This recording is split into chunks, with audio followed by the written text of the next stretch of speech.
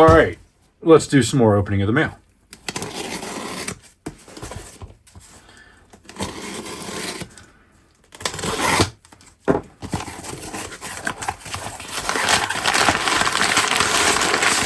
Uh-oh. I thought I felt a box inside that box. Oh, look at that. Reunited. How sweet.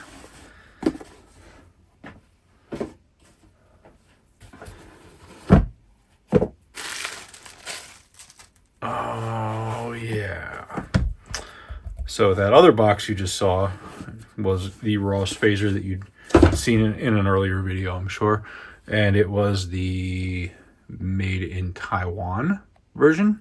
This one should be made in the US, so it should have a Kansas address on the bottom. Let's hope. What does it say? What does it say? Is that Kansas? I can't see. Yes, Shantae, Kansas. Okay. Now,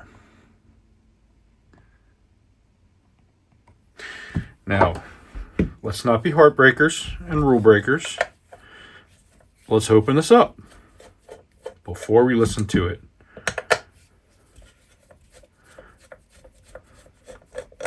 I don't know if that's a cardinal rule. Might be like a Blue Jay rule. Or maybe, I don't know, like a partridge rule. I'm looking at you, Laney Clip, with your partridge transformers. Is it your rule? Sitting over there next to me. Okay. Oh, I've got one of those really groovy red battery sleeves that I can't manage to remove from batteries. I see some 1979 dates on these pots. And I don't want to break this, but I do need to measure the battery. At least. All right.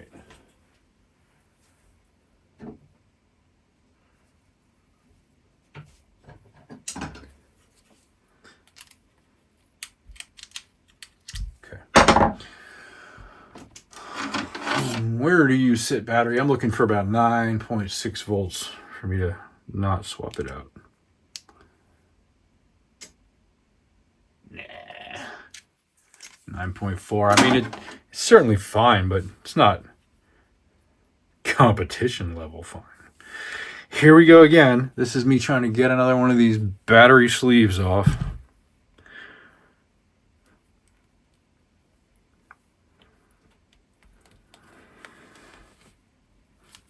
Man. Okay. Making progress. There we go. It's not like a throw it out level of juice in that battery. It's just a put it in the used drawer. Let's get a freshie. Besides, for the competition, the comparison, shootout, I don't know. Shootout for second place after hearing that Maestro. Maestro? Maestro? How do you say that? I say Maestro. Most people say Maestro. The Beastie Boys say Maestro. I'm putting these carbon zincs in all the pedals just to make it an even playing field. Though the Maestro is getting AC power. Are there any other AC powered phasers I have? I don't know. I don't have a bad stone, but I bet that's an AC powered one. I have two small stones. I don't have a Roland Jet phaser or PHR. No, it's not. I have a PH1. That's not what I'm talking about. I'm talking about the early big brown one. All right. Moving on. This has a AM97C10CN. Yeah, the AM97C. That's what my friend Scott at BMFFX told me to look out for if I were to have a good American-made one. That's what I should expect to see. So I'm pleased to see that. There are several Texas Instrument op amps in here as well. I think that's what they are. Yeah, RC455. Needs some glasses. Let's say 8P. Let's just go with 8P. That's probably what it is. Bunch of ceramic caps, a little trimmer pot. this funky looking thing that I believe to be a capacitor. These are resistors, I believe. But I know they're not, but that's what, there are resistors that look like that. Those are capacitors. Okay, well, we've looked inside it. That means we can listen to it.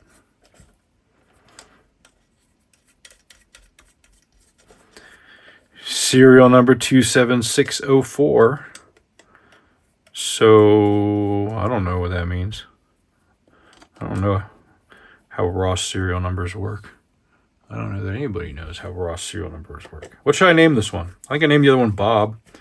Maybe I'll call this one Diana. Seeger? What other Rosses are there?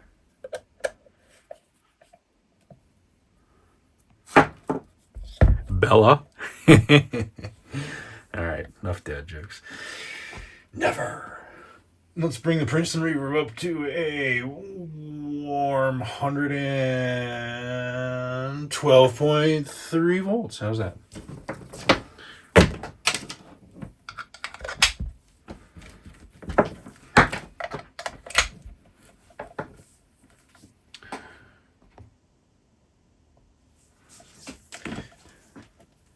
And let me pull the SG down again.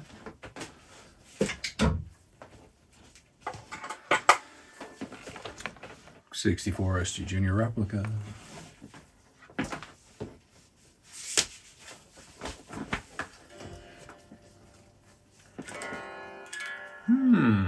Oh, amps down.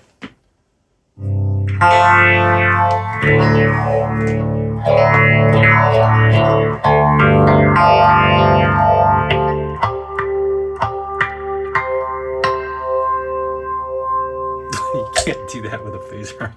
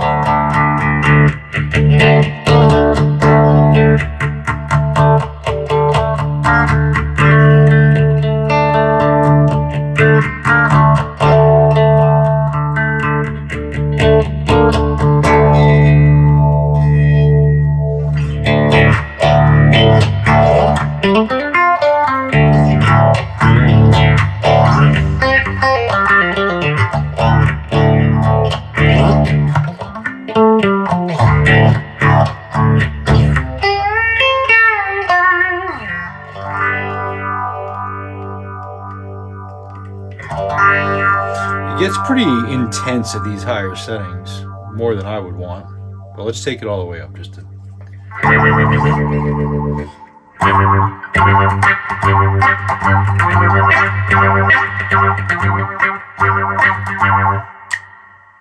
That's like a middle position sound for sure.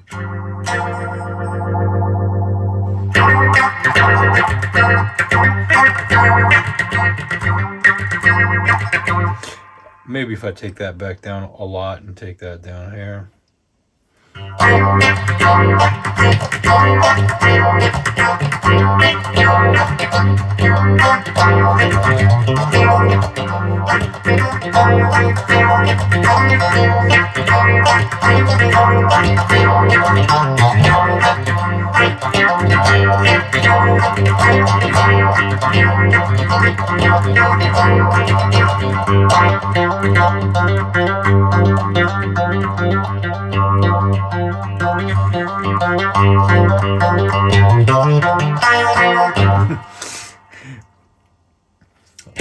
Okay, so that's mighty funky and cool.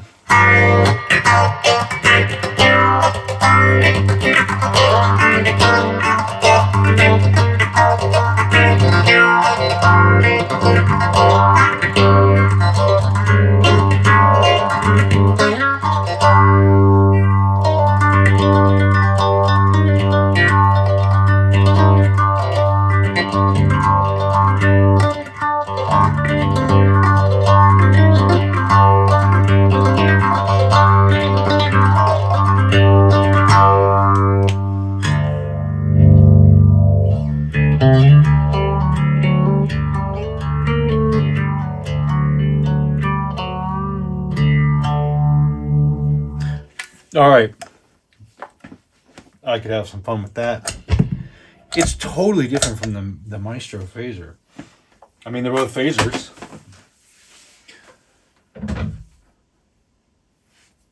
But that other one is, the Maestro is really kind of like a, I don't know, like a more like bold and powerful sort of thing. Very thick, very forward. And this is very like smooth and funky, and it's open sounding, but it's also pretty liquidy, and don't you love these terms and these words? Fun stuff, right? Okay,